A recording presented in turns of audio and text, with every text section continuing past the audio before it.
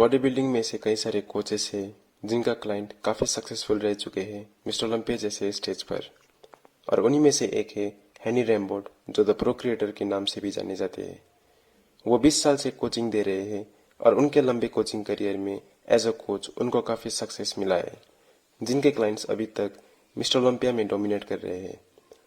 उनके क्लाइंट्स ने अभी तक टोटल 22 ओलंपिया टाइटल्स जीता है अलग अलग डिवीजन से। वो एक सक्सेसफुल बिजनेसमैन भी है जो इवोजी न्यूट्रिशन में सीईओ की रोल भी निभाते हैं।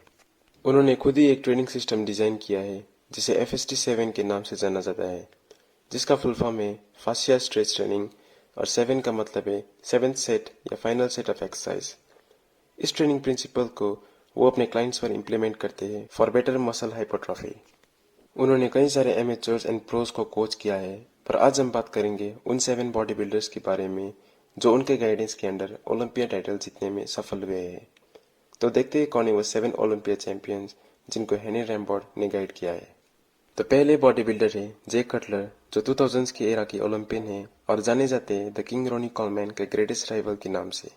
उन्होंने 2000 में अपना ओलंपिया डेब्यू किया था, जहां पर वो 8th आए थे और उस शो को जीता था रोनी कॉलमैन ने।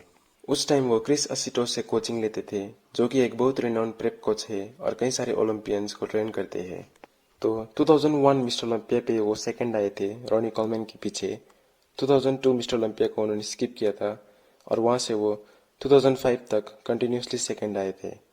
तो उस टाइम तक Ronnie Coleman 8 time mister Olympia champion जीत चुके थे और उस एरा को अभी तक का greatest rivalry in body building history माना जाता है। फाइनली उन्होंने 2006 मिस्टर ओलंपिया पे रोनी कॉलमैन को बीट कर दिया और 2007 में भी ओलंपिया टाइटल रिटेन करने में सफल हुए थे। उसके बाद 2008 ओलंपिया पे वो डेक्स्टर जैक्सन से हार जाते हैं और उसी साल फिलिप ने भी अपना ओलंपिया डेब्यू किया था और वो थर्ड आए थे।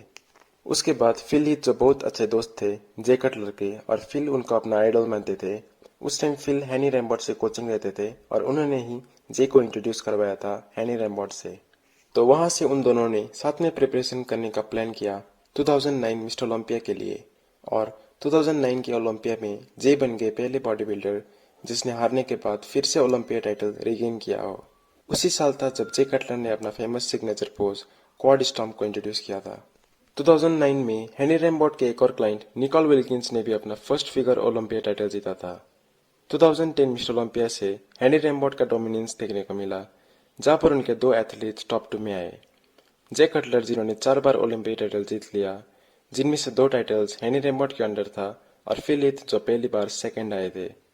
अगले साल 2011 में फिल हीथ ने अपना फर्स्ट मिस्टर ओलंपिया टाइटल जीत लिया और जे कटलर सेकंड आए थे। वहां से बॉडी बिल्डिंग का न्यू एरा शुरू हुआ था और जे कटलर की करियर की एंड भी नजदीक आ चुके थे। उसी साल हैनी रैम्बोर्ड के एक और क्लाइंट निकोल विल्किंस ने भी अपना सेकंड फिगर ओलंपिया टाइटल जीता था। उसके बाद 2011 से लेकर 2017 तक फिलिप ने कंप्लीट डोमिनेट किया था मिस्टर ओलंपिया में और बन गए थे 7 time mister Olympia champion.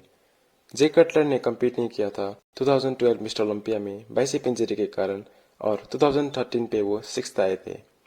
Nicol Wilkins ने भी 2013 एंड 2014 फिगर ओलंपिया को जीत के बन गए थे 4 टाइम फिगर ओलंपिया चैंपियन।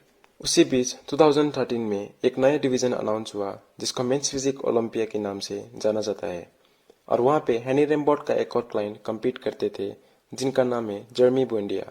और जर्मी ने 2014 से लेकर 2017 तक कंटिन्यूसली मेंस फिजिक ओलंपिया को जीत के बन गए 4 time men's physique Olympia champion.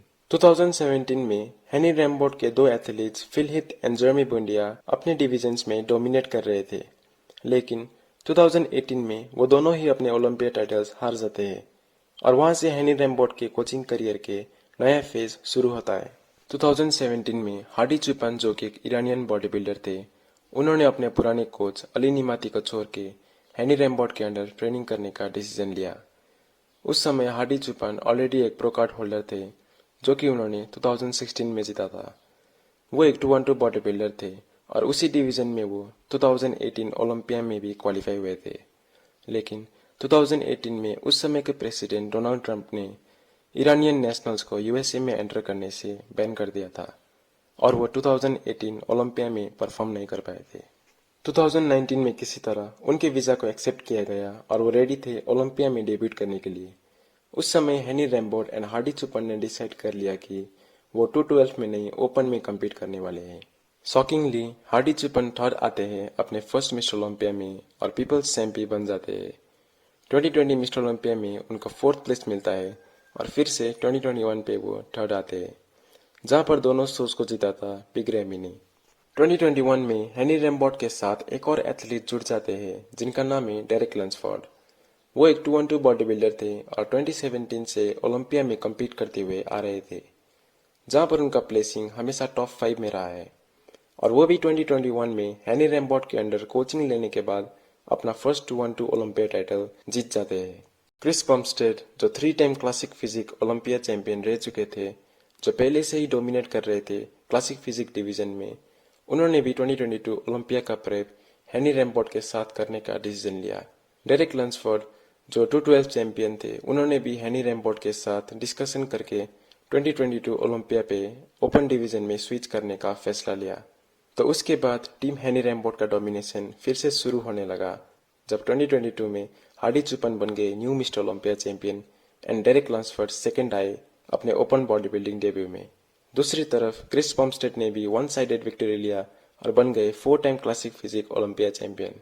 तो इसी के साथ हेनी रैम्बोट के क्लाइंट्स ने अभी तक टोटल 22 ओलंपिया टाइटल्स जीता है और साबित कर लिया है कि वो क्यों वर्ल्ड के टॉप बॉडी बिल्डिंग कोचेस में से एक माने जाते हैं। तो अगर आपको भी बॉडी बिल्डिंग इंडस्ट्री में आगे बढ़ना है तो सही कोच चुनने के साथ इस वीडियो को लाइक करना भी मत भूलिएगा।